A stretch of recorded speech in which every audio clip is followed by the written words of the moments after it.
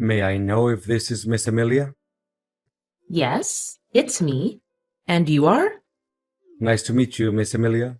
My name is Henry. I was hired by your father, Mr. Smith, not long ago. He wanted me to keep you away from all of the misshapes and life-threatening dangers that are predicted to happen in the near future. What mishaps? Can you make it more specific? There's something you need to know, Miss Amelia. Your father told me that he has been battling a brain tumor for at least 3 years now. He decided not to tell you about his sickness because making you sad or concerned is the last thing he wants to do. His condition only gets worse as he gets older. Until recently, a flare-up has caused his life to hang on a thread. What? This can't be true. Why did he hide that cold and harsh truth from me? He knows how important he is to me. As my mother left us behind to pursue her own happiness, my father had to assume the responsibility of both man and woman in our family. Yet, not once in my whole life have I ever heard a single complaint from him. He even chose not to remarry so that he could put his heart and soul into raising me. His love for me truly can't be described by words. I can feel how deeply connected you and your father are, and I'm truly sorry for what you have to go through right now. I know this is difficult to bear all at once, but you need to be strong. Mr. Smith anticipated that when everyone knows about his current condition, some unfortunate events may happen to you and your dad's company. That's why I'm here, to make sure that you'll be safe, no matter what circumstances. Are you still with me, Miss Amelia? Yes, continue where you're at. I'm just gathering my courage, trying to calm down and not crying too much. I know you're a brave girl, Miss Amelia, and your father is always proud of you for that. But wait, why should I put my trust in everything you have to say? Clearly, you just must be some random person who happened to know my number. Mrs. Smith figured that you would ask something similar. This is why your father asked me to personally send you a keepsake that's very dear to him, which is your mother's necklace. It should have arrived in your mailbox by now. Give me a few minutes to check. Well, I guess what you said is believable, because the one I found in my mailbox is definitely my mom's necklace, which my dad always carries in his pocket wherever he goes. Look, your father is still fighting hard for his life. Although he can hardly move, he's still able to talk and remains conscious about what's going on around him. In around 3 days, I'll read his testament on his behalf at the hospital. According to his will, you, Miss Amelia, will inherit not only his incredibly large fortune, but also his $1 million company. Well, money and power are never my first priorities. All I care about right now is my dad's vitality and well-being. Money and power may not matter much to you, but your father fears that some people may try to steal them from you, or even try to get rid of you so that they can lay their hands on your father's enormous property. That's why I'm here to protect you, and I'll be secretly watching over you from afar, and immediately interfere whenever I feel that your safety is in peril. But you gotta make sure that no one can find out the truth about me, even the people who are closest to you. If that's what my dad wants, then I have no reason to disobey. But may I know the identity of people who want to harm me to appropriate my dad's wealth? Well, there are some names on your father's list of possible suspects. Until now, they haven't made any shady move yet. But it doesn't mean that you can let your guard down. Remember, anything can happen and put your life at risk after your father makes his announcement in a few days. And you have to prepare yourself for the worst case scenarios. I understand. Thanks for the advice. Honey, my heart will be broken into a million pieces if one day I can no longer see my dad again. You know it hurts me as much as it hurts you. But as the doctor said, Your father's at the final stage, and his chances of making it through are very slim. Please don't say that. It saddens me to an infinite extent.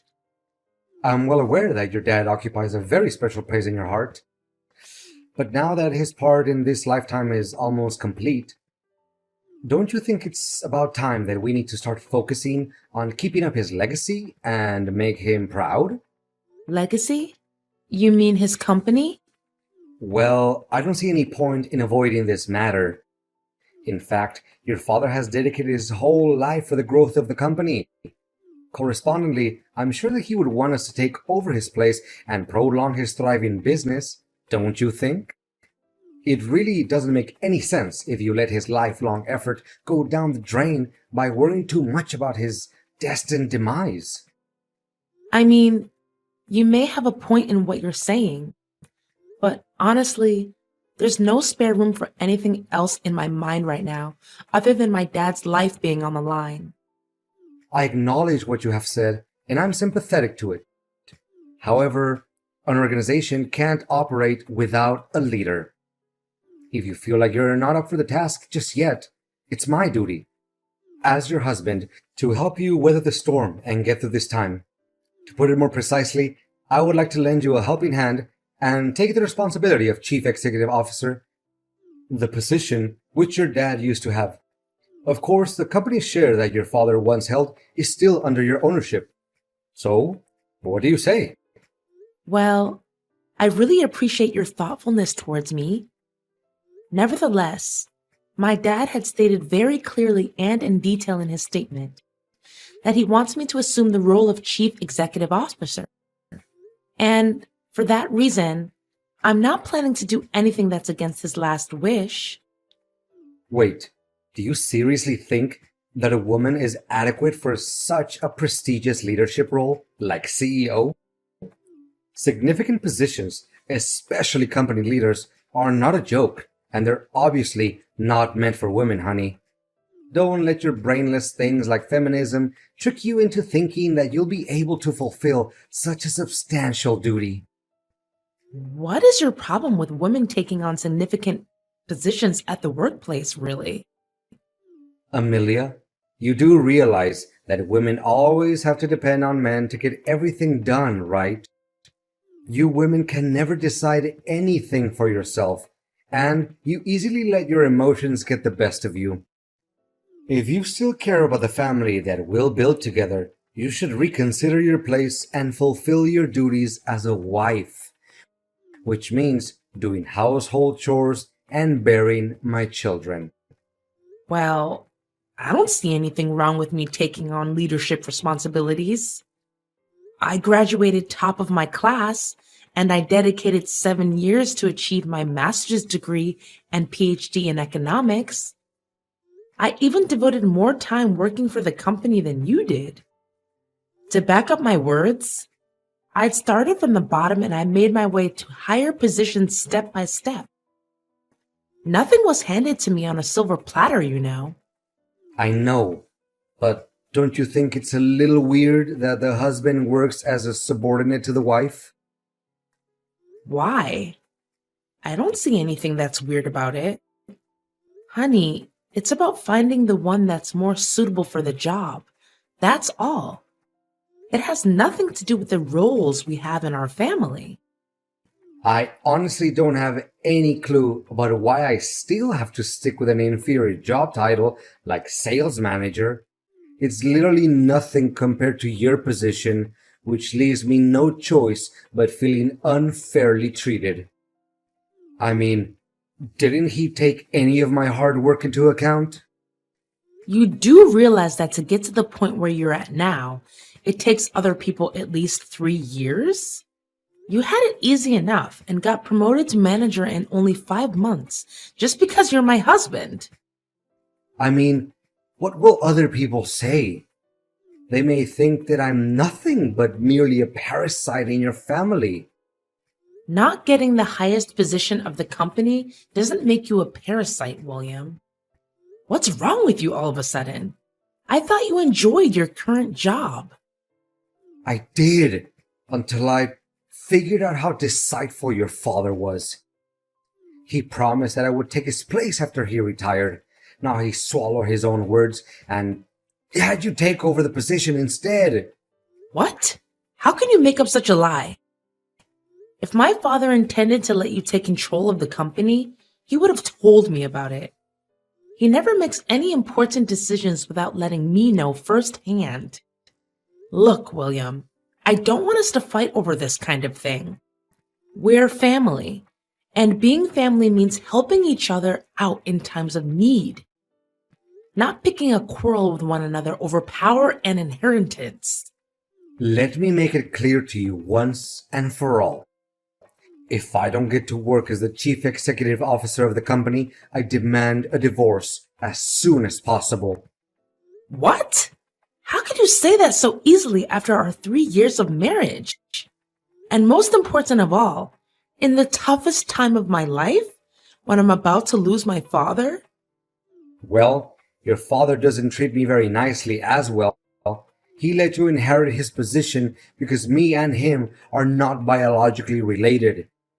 Guess once an outsider, always an outsider, right? He never saw me as his son after all. I said it. Let me take over your dad's position, or you can consider that our marriage is over. All right, I'll think long and hard about it.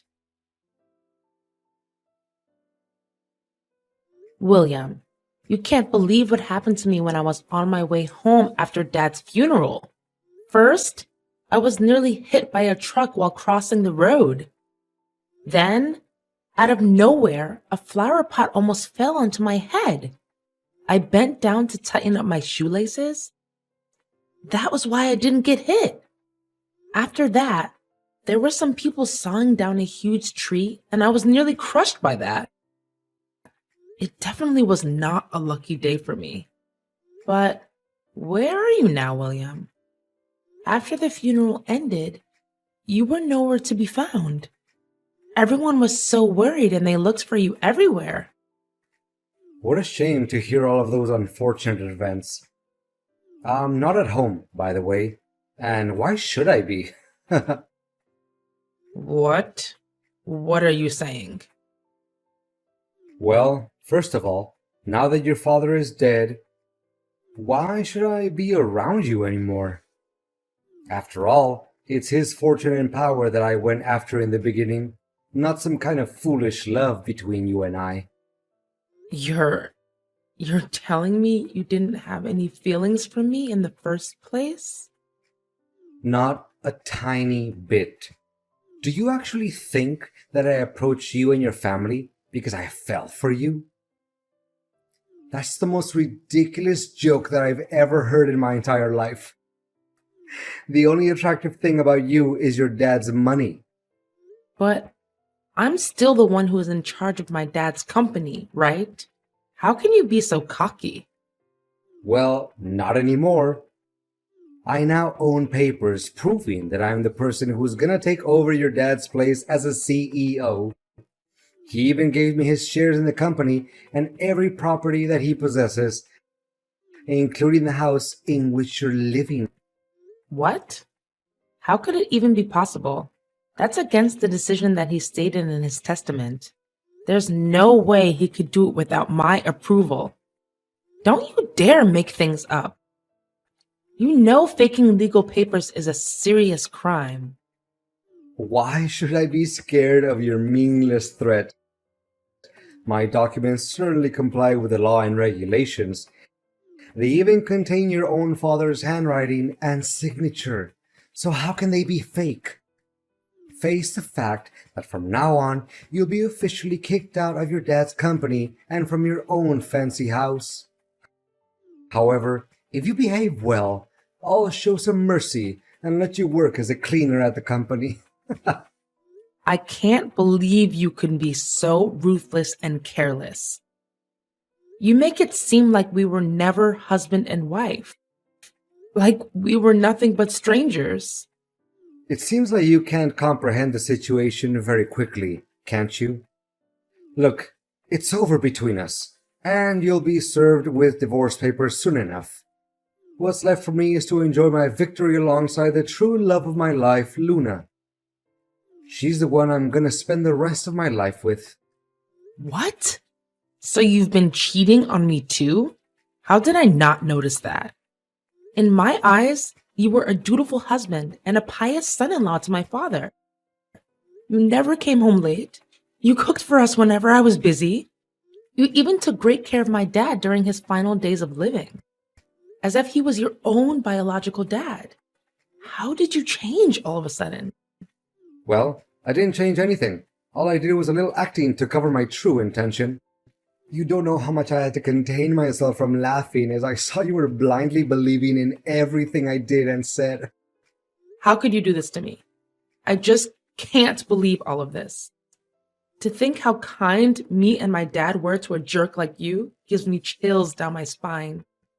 Kind? Am I hearing it correctly? Your father treated me like dirt. He didn't even let me take over the position that was rightfully mine all along. And you know what? He even had the nerve to, not just one time, scolded me and embarrassed me in front of my coworkers. I literally have no respect for that man. So you were holding a grudge against my dad this whole time? I mean, if he ever criticized you or your work, it was just because he wants you to be a better version of yourself and make progress. Well, now that hypocrite can carry all the criticism with him to his grave. So long, Amelia. Enjoy your homeless life. What is this, Amelia? Did you plan all of this? And what exactly are you talking about? Why, all of a sudden, I'm no longer the CEO of the company anymore. The securities didn't even let me in. Why are you asking me that question? Shouldn't you be the one who needs to interrogate your own conscience about all the good deeds you did behind my back? I can't believe such a cruel, heartless, and gruesome person like you would exist. What are you trying to say? Spit it out. Stop playing the fool. First, you took advantage of my father's sickness and brutally forced my father to sign all kinds of papers so that you can claim ownership of his fortune and his shares in the company. You threatened him, grabbed him by his neck. You even beat him, ruthlessly. For a person that had only days to live like my father, how could he bear such an act of violence? You knew that, and you left him there dying all alone. It was you who killed my father. Hold on. Are you even listening to your own voice right now? Don't just accuse someone out of nowhere without evidence. I know damn well that I have all the evidence in the world to start a lawsuit against you. Do you know what I'm possessing right now? Full-length footage of you torturing my dad so that you can achieve your evil ambition. It was recorded by the hospital's cameras. Never in my worst nightmare could I imagine that one day my dad would be tortured to death by his own son-in-law. What? I thought I took care of it.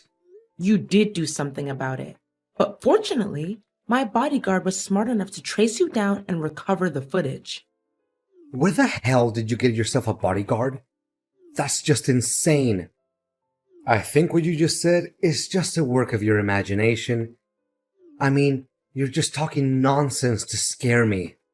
Not only that, my bodyguard also provided the police with evidence proving how you and your mistress pulled off every scheme you could come up with to murder me so that no one could ever threaten your throne anymore.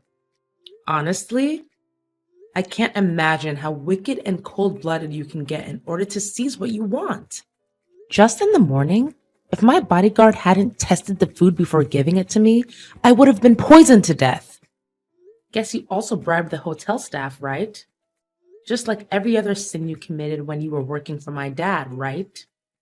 You'd better watch your mouth, you wretched. Let me see. Faking receipts, taking bribes, embezzling the company's operating budget, leaking confidential information to other competitors. And not to mention murdering my father and failed attempt to assassinate me? I'm done arguing with an inhumane person like you. If I were in your shoes right now, I would start coming up with any possible reasons to defend myself in front of the court. Oh no, I think a police officer is knocking at my door. What should I do? Please, withdraw your complaint along with the evidence. You can't do this to me. Your days of abusing your power and violence are over, William.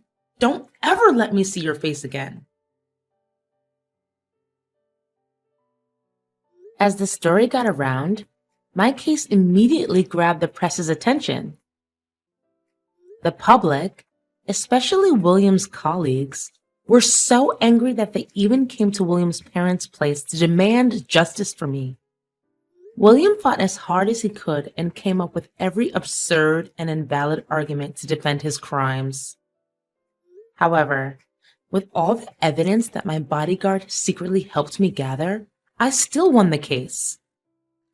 Finally, my ex-husband's mask was exposed along with all of the dreadful crimes that he committed for the sake of power and money. William was sentenced to 20 years in prison, and all of his property was confiscated and returned to its rightful owner, which is me, the CEO of my dad's company. Being a competent, talented woman with a solid academic background, the substantial duty of a leader doesn't slow me down at work. In fact, it helps my capacity and qualities stand out, which contributes to fortifying the position at the company. My bodyguard is still doing a great job at protecting me from every danger I could possibly encounter. Well, he's not only my bodyguard anymore, but he's also my best friend, a person who I can share each and every one of my secrets with. And most importantly, he's my future husband.